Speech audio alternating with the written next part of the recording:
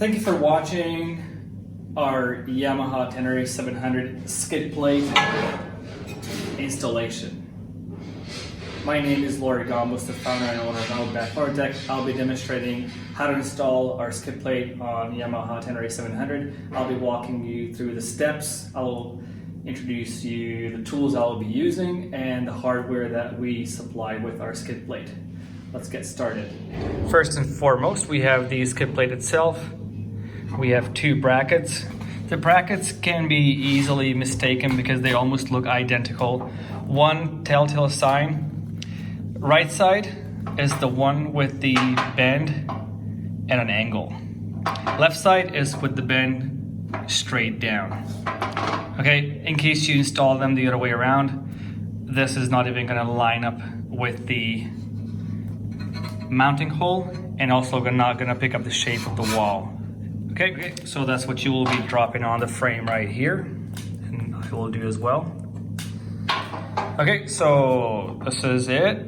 These are the components. Hardware, will be supplying two M6 by 20 hex head bolts, M8 by 20 button head Allen with washers, and two M6 by 16 Allen for a countersunk hole. Tools, I'll be using a ratchet, 10mm socket. I've got Allen keys. Okay, so let's find the reference. There you go, 5mm Allen key. Okay, and most likely this is a 4. There you go, 4mm Allen key. And super important, I'll be using Loctite or thread locking fluid. Okay, let's get started. So I am starting with the bracket. For this, I'll be first grabbing the 6 by 20mm hex. I'm applying some Loctite. You don't need too much, like so. And then lining up the mounting holes here. You can also push this through first and then just hand thread. No need for tools right now. It's going in easy. Okay, now you can grab the 10mm socket. You actually have to tighten this, torque it as well, because this is the last time you will see this bracket. Okay, this is a 6mm diameter bolt and the torque setting is 9.7 Newton-meter. So go ahead and do so and repeat the same on the left side of the bike. Okay, I'm on the left side of the bike. I have the bolt here in my hand, the bracket. I will push this through. Hand thread this bolt in. Piece of cake. It's pretty fast with hand, so no need to grab the tool right now. Okay, it's in. And then tighten and also do the torque specs again to 9.7 Newton-meter before moving on to mounting the skid plate. Okay, so now I'm gonna stay on the left side of the bike, and I'm gonna grab the button head Allen, also apply some locking fluid, as well as on the countersunk Allen. Okay. Now, I'll keep the 5mm Allen key handy, maybe even keep it on like this. I'm gonna lift the skid plate into its place until it engages with the bracket and the mounting holes line up. They are aligned. I'm gonna push the bolt through now. It's engaged very easily, so it's good.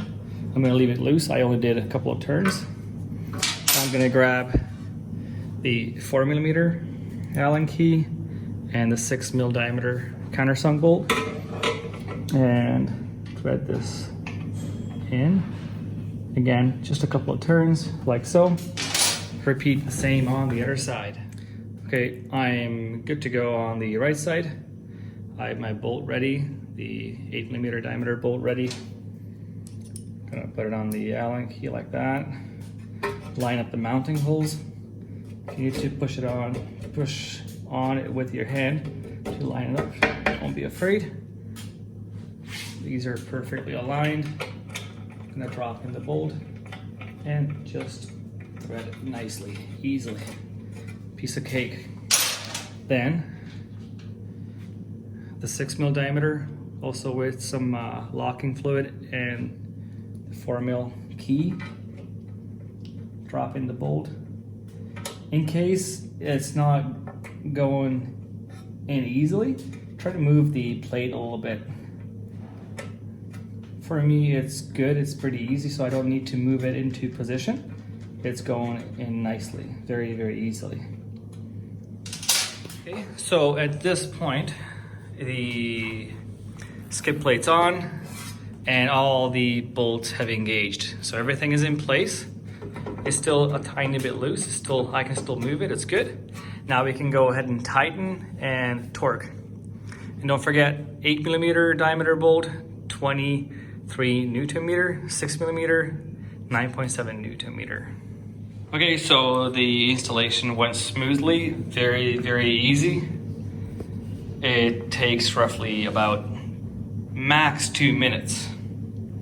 It's a very easy installation. So in case you worry about oil changing and whatnot, piece of cake, 2 minutes off, 2 minutes back on. Plus, it gives you the chance to clean out the undercarriage. Maybe sometimes some small rocks or something get stuck in here. So it's always good to inspect what's underneath the exhaust and between the exhaust and the skid plate. So anyhow, this is in. Thanks for watching. Make sure to check the bolts once again after a test ride. They have to be down to torque specs, exactly. Okay. So this is it for now. Thank you again for following along. Any questions? Leave us a comment.